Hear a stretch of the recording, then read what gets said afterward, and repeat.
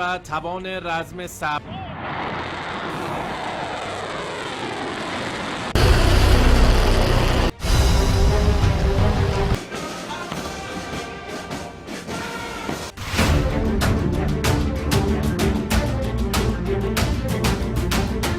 আসসালামু আলাইকুম, সবাইকে স্বাগত বিডি টাইমসের। ইরানের বিভিন্ন অঞ্চলে বিভিন্ন প্রদেশে মরুভূমির মাঝখানে মাটির গভীরে বিভিন্ন ক্ষেপণাস্ত্রের স্থাপনায় চলছে ক্ষেপণাস্ত্র উৎপাদন। টার্গেট বিস্তর মধ্যপ্রাচ্যে এক যুগে হাজার হাজার ক্ষেপণাস্ত্র দিয়ে টার্গেট করা হবে বিভিন্ন শত্রু দেশকে। যেন সর্বোচ্চ শক্তি দিয়ে ক্ষেপণাস্ত্র তৈরি করতে শুরু করেছে ইরান। এর মানে স্পষ্ট বার্তা দেয় যে কোনো সময় যে কোনো মুহূর্তে একটি সর্বাধিক যুদ্ধের জন্য তৈরি হচ্ছে ইরান। কিভাবে বোঝা যায় যে একটি ভয়াবহ যুদ্ধ শুরু হবে মধ্যপ্রাচ্যে? আর কত পরিমাণ ক্ষেপণাস্ত্র তৈরি করছে ইরান? এ সমস্ত ক্ষেপণাস্ত্রগুলোর শক্তি কতটা? এই যুদ্ধে ইরানের প্রতিপক্ষ থাকবে কোন কোন দেশ? এই প্রতিটি বিষয় নিয়ে সুন্দরভাবে আলোচনা করব আজকের এই ভিডিওতে। আশা করি ভিডিওটি শেষ পর্যন্ত দেখবেন। আর হ্যাঁ প্রিয় দর্শক, আপনাদের সহযোগিতা ছাড়া আমাদের এই নতুন চ্যানেলটি নিয়ে সামনে এগোতে পারবো না, তাই দয়া করে চ্যানেলটি সাবস্ক্রাইব করে দিন। جوانان ما توانستند به قدرت موشکی اول منطقه تبدیل بشن. دشمن میدانه که اگر یکی بزنه জার্মানি, ব্রিটেন, ফ্রান্স এবং যুক্তরাষ্ট্রের উল্লেখযোগ্য গণমাধ্যমে প্রতিবেদন প্রকাশ করা হয়েছে ইরানের ক্ষেপণাস্ত্র কর্মসূচি নিয়ে। এ সমস্ত গণমাধ্যমে উঠে এসেছে ইরানের ক্ষেপণাস্ত্রের প্রকল্প কতটা ভয়ানক। শুধু তাই নয়, বর্তমানে আগের তুলনায় প্রায় 20 গুণ বাড়িয়ে দেওয়া হয়েছে ইরানের ক্ষেপণাস্ত্রের কর্মসূচি। ইরানের বিভিন্ন প্রদেশ, বিভিন্ন অঞ্চল, মরুভূমি, এমনকি মাটির গভীরে তৈরি করা হচ্ছে ইরানের বিভিন্ন পাল্লার ক্ষেপণাস্ত্র। বর্তমানে ইরান তাদের ক্ষেপণাস্ত্র তৈরির কর্মসূচি আগের তুলনায় প্রায় 20 গুণ বাড়িয়ে দিয়েছে। ইরানের টার্গেট প্রতিদিন 1.5 থেকে 2,000 ক্ষেপণাস্ত্র নিক্ষেপ করা হবে। আর এভাবে অন্তত 1 বছর তারা বিশ্বের কাছে তাদের ক্ষেপণাস্ত্রের শক্তি দেখাতে পারবে। বর্তমানে তারা যে ক্ষেপণাস্ত্রগুলো তৈরি করছে তার রেঞ্জ 500 থেকে 2,500 কিলোমিটার। শুধুমাত্র তাদের টার্গেট ইসরায়েল সহ মধ্যপ্রাচ্যের উপসাগরীয় দেশগুলো। আর তারা এমনভাবে ক্ষেপণাস্ত্র তৈরি শুরু করেছে যার মাধ্যমে বিস্তর মধ্যপ্রাচ্য ধারজা করে ফেলবে।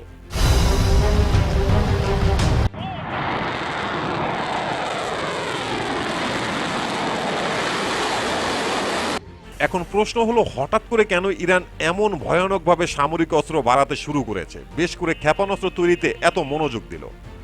এর উত্তর খুবই সোজা। ইরান খুব ভালো করে জানে মধ্যপ্রাচ্যে ইরানের সাথে একটি ভয়াবহ যুদ্ধ অপেক্ষা করছে। আর সেই যুদ্ধ যে কোনো সময় যে কোনো মুহূর্ত শুরু হয়ে যাবে। এটা শুধু ইরান নয়, আন্তর্জাতিক সমস্ত বিশ্লেষকরাও খুব ভালো করে জানে ইরানের সাথে একটি সর্বাধিক যুদ্ধ অপেক্ষা করছে। ইসরায়েল, যুক্তরাষ্ট্র এবং আরবদের সহযোগিতায় ফিলিস্তিনিকে শেষ করে দিয়েছে, লেবাননকে দমিয়ে দিয়েছে, সিরিয়াকে পুরোপুরি হাতে নিয়ে নিয়েছে, ইয়েমেনের শক্তি কমাতে শুরু করেছে। মধ্যপ্রাচ্যের বেশিরভাগ আরব দেশগুলোকে যুক্তরাষ্ট্র তাদের কন্ট্রোলে নিয়ে নিয়েছে। এই সবকিছুর একটাই ভয়াবহ বার্তা, ইরানের উপরে একটি সর্বাধিক হামলা। তাই এত বড় একটি বিপদ সংকেত জেনে বুঝে তো ইরান আর বসে থাকতে পারে না। তাই ইরান তাদের মূল শক্তি ক্ষেপণাস্ত্র তার উৎপাদন অন্তত 20 গুণ বাড়িয়ে দিয়েছে, যেন বিস্তর মধ্যপ্রাচ্য ঝাঁঝরা করে ফেলতে পারে।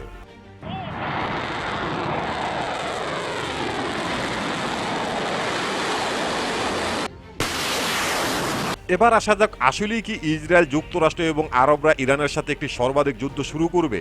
এর উত্তর হবে হ্যাঁ। এটা 100% সত্য। ইরানের সাথে একটি সর্বাধিক যুদ্ধ শুরু করবে যুক্তরাষ্ট্র এবং ইসরায়েল। এর আগে ইরানের সাথে যুক্তরাষ্ট্র এবং ইসরায়েলের একটি 12 দিনের যুদ্ধ সংঘটিত হয়। যুক্তরাষ্ট্র তাদের সর্বোচ্চ হামলা পরিচালনা করে ইরানের উপরে। ইসরায়েল তাদের বিমান বাহিনীর সর্বোচ্চ শক্তি ব্যবহার করে ইরানের উপরে।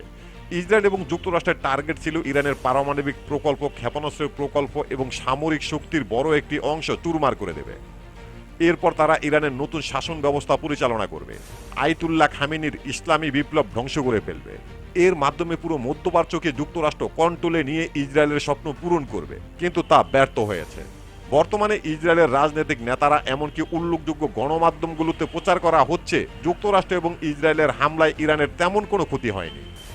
এর মানে ইসরায়েল এবং যুক্তরাষ্ট্রকে ছোট করা আর ইরানকে বড় করা নয়। এর মানে হলো যুক্তরাষ্ট্রের কাছে বার্তা দেওয়া যে আমাদের আকাঙ্ক্ষা পূরণ হয়নি, কাজ সম্পূর্ণ হয়নি, আবারও নতুন করে শুরু করতে হবে। I join Israel's many friends around the world in celebrating Israel's 73rd Independence Day. On this birthday of our national freedom, এখন প্রশ্ন হলো, ইরানের উপর যে একটি সর্বাধিক হামলা শুরু হবে বা একটি ভয়াবহ যুদ্ধ শুরু হবে, সেটা কতটা দ্রুত শুরু হতে পারে?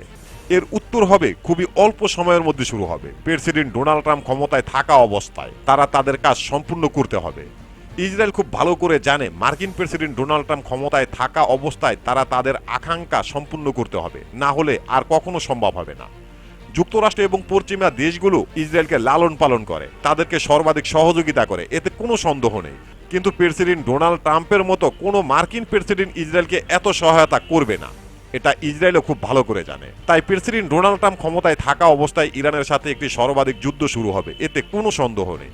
আর এই যুদ্ধকে কেন্দ্র করে ইরান যে শুধু একাই তাদের সামরিক অস্ত্র খুব দ্রুত তৈরি করছে ব্যাপারটা এমন নয়। ইসরায়েল নিজেরাও বিভিন্ন রকমের সামরিক অস্ত্র জড়ো করতে শুরু করেছে। এখন শুধুমাত্র যুক্তরাষ্ট্রের সবুজ সংকেতের আশায় বসে আছে ইসরায়েল। যে কোনো একটি অজুহাতে ইরানের উপরে একটি সর্বাধিক হামলা শুরু হয়ে যাবে, যে কোনো সময়, যে কোনো মুহূর্তে।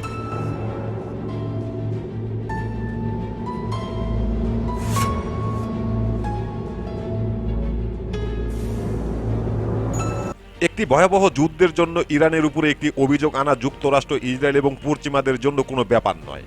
অস্ট্রেলিয়ার সিডনিতে সন্ত্রাসী হামলা হয়েছে, কিন্তু সেই হামলার জন্য ইরানকে দায়ী করা হয়েছে, অথচ ইরান একেবারেই জড়িত নয়। এই নিয়ে অস্ট্রেলিয়ান সরকার ইরানের রাষ্ট্রদূতকে পর্যন্ত বহিষ্কার করেছে। এতে করে স্পষ্ট বোঝা যায় ইরানের সাথে একটি যুদ্ধের জন্য যুক্তরাষ্ট্র, ইসরায়েল এবং পশ্চিমা বিশ্ব কতটা ভয়ানকভাবে অপেক্ষা করে বসে আছে। এখন প্রশ্ন হলো, তারা কেন এভাবে ইরানের সাথে একটি সর্বাধিক যুদ্ধ চাইছে? এর মূল কারণ হলো, ইরানকে ধ্বংস না করতে পারলে ইসরায়েলের স্বপ্ন পূরণ হবে না।